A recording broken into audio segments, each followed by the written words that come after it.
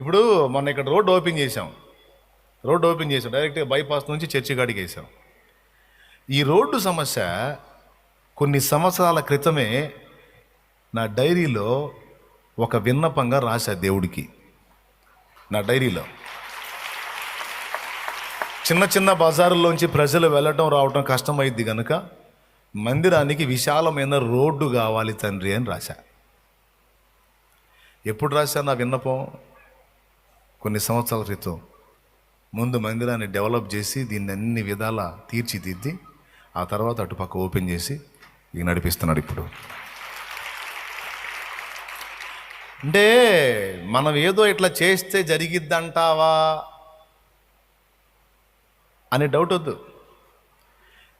కొడుకు తండ్రికి లెటర్ రాస్తే, ఇప్పుడు నీకు రాశాడు అనుకో నీ కొడుకు, నాన్న నాకు చిన్నోడే అనుకుందాం, వాడు చదువుతున్నాడు, జామెంట్రీ బాక్స్ కావాలి, నాకు స్కూల్ బ్యాగ్ జినిగింది కావాలి, ఫలానా అమౌంట్ ఎగ్జామ్ కోసం ఫీజు అడుగుతున్నారు, నాకు ఇది కావాలి, తర్వాత యూనిఫామ్ చినిగింది, టై చినిగింది, లేకపోతే ఏదో వాడు షాప్ వాడు చెబుతాడు, బెల్ట్ పోయింది, ఏదో చెబుతాడు, మొత్తం వాడు లిస్ట్ అంతా.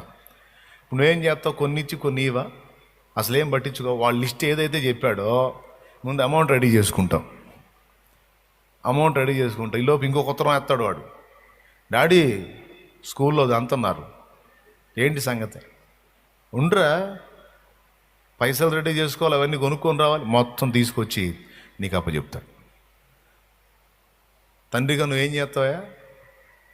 బిడ్డ రాస్తే తీసుకెళ్ళి అప్పచెబుతావా, లేకపోతే ఏడిసేవాళ్ళు ఎప్పో అంటావా? మనుషులు మనమే జన్మనిచ్చిన బిడ్డకి అంత బాధ్యతగా వ్యవహరిస్తే, నిన్ను మీ అమ్మ కడుపులో వేసింది, నీ కడుపును పుట్టిన వాడిని నీ కడుపులో వేసినోడు అసలోడు ఆయన ఎంత పట్టించుకుంటాడు, ఆయనకి ఎంత తీవ్రంగా ఉంటుంది. కాబట్టి ఇక్కడ గుర్తించాల్సిన పాయింట్ ఇదే. నేర్చుకోండి. హిజ్కియా లాగా విజ్ఞాపనను దేవుని ముందు చదవటం నేర్చుకోండి, రాయటం నేర్చుకోండి, దేవునికి అప్పచెప్పటం.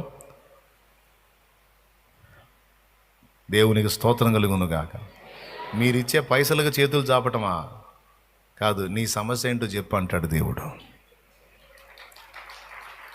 అహస్వేరోషుకు ఉన్నంత ఏసైకి లేదు.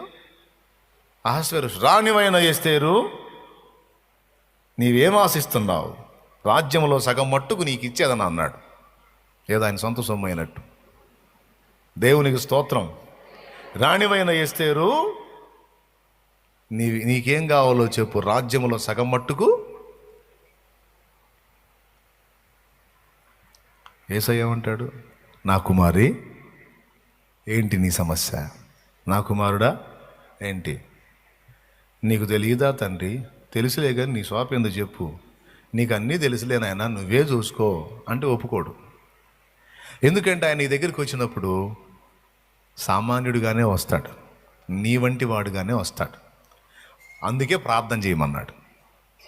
నువ్వు ప్రార్థన చేయడంతో పాటు రిస్క్ లేకుండా నీట్గా రాస్తున్నావు, ఫలానా ఆన్లైన్కి వచ్చావు, అందులో ఈసారికి ఏమేమి వచ్చినాయో ఏమేమి నెరవేరినాయో మళ్ళీ ఇంకో లిస్ట్ రాసుకొని రా. దేవునికి స్తోత్రం కలుగునుగా.